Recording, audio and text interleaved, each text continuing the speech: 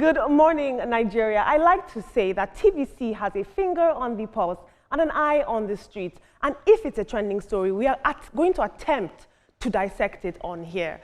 In our first story, a federal high court in Abuja has dismissed a lawsuit seeking legal protection for commercial sex workers in the Federal Capital Territory against harassment by security agencies.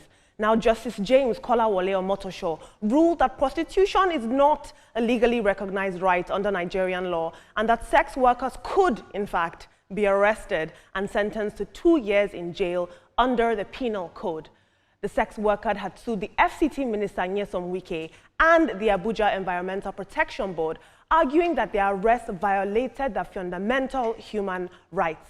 However, the court has upheld the government's authority to clamp down on prostitution in the capital city. I'll always say this, where there's a demand, there will be a supply. And so these women are selling something and somebody is buying. I have to ask the question, are their customers being as equally harassed? Playing devil's advocate. But let's take a look at social media. Very gutsy of them.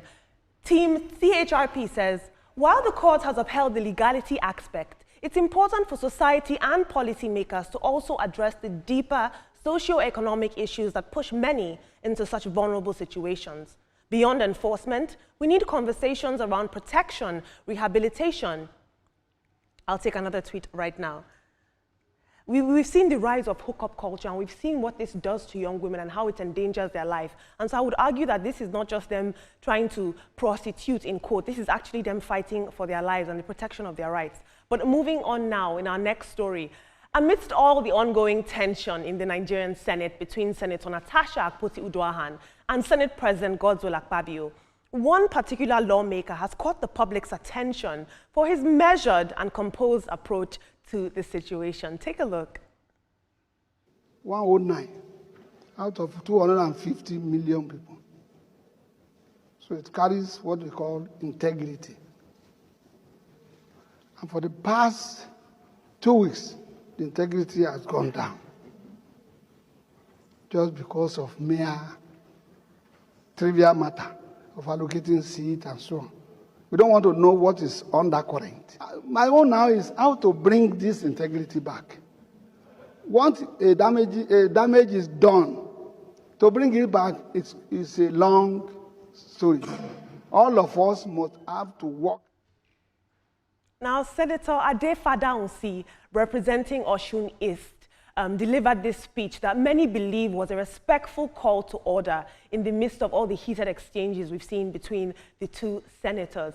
I will say that the mark of a good leader is being diplomatic and tactful. And he did say that he thinks it's a collective pursuit of the Senate to maintain and enhance their integrity in international waters. He didn't point hands at one person. Ibrahim Anetoma, I do respect that. He said we, as the Senate, have to restore integrity. He didn't point fingers at Senator Natasha or at Akpabio, and I think that was very interesting.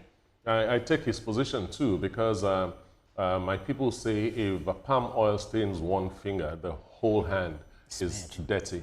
You know, what is happening in the Senate is painting the whole Senate in a bad light. And distinguished Senator Downs' approach is, I mean, he's an elderly guy, so he has a very good and diplomatic way of bringing that thing out. I respect that.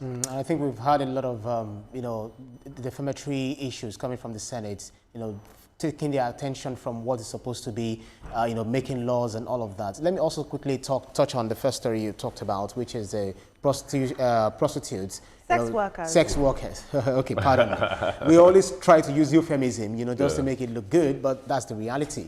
But the thing is, Section 227 and Section 228 speaks to this, the Penal Code, for all the northern states, including the FCT. So it is very, very clear that any person who knowingly lives off the earnings of prostitution and solicits for prostitution, either directly or indirectly, is committing an offense, and they're liable to 2 years imprisonment. So it's so clear. Ibrahim, I don't think that the argument here should be about what the law says. We know what the law says, but what I'm asking is, what are the real-time realities for these young women? I'm not justifying their work. I'm not saying it's right. I'm not saying they should break the law and go ahead and engage in sex work. But what are the real-time realities for them? We've seen young girls, because of economic hardships, go into hookup culture, and they are dying in droves. So I hear what you're saying, but I really want us to be real. Well, because of economic situation, because of tough times, that doesn't mean that you should do what is against the law. Prostitution, Absolutely. you know, it's explicitly condemned by the Penal Code of the Nigerian Constitution. So it is something that is very clear. So regardless of, it's just like saying that because I'm hungry, that's the reason I had to commit ritual. I had to kill someone, or I had to steal, I had to go. No. You understand? So there is no making any case for it, Olamide. The same reason, Olamide, is a reason why we have more female commercial drivers now. It's the same reason why we have more women going into businesses that people would have said is male-dominated. So it's choice. Thank you. As always, demand equals supply. I'll leave you guys with that. I'm going to move on right now.